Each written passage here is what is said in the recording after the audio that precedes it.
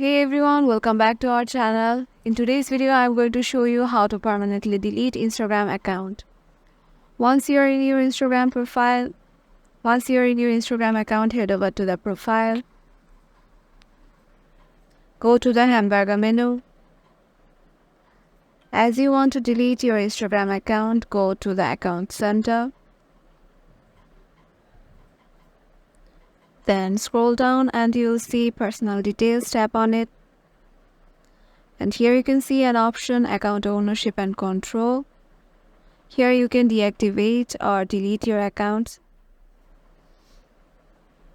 Now click on deactivation or deletion. Click on the account you want to delete.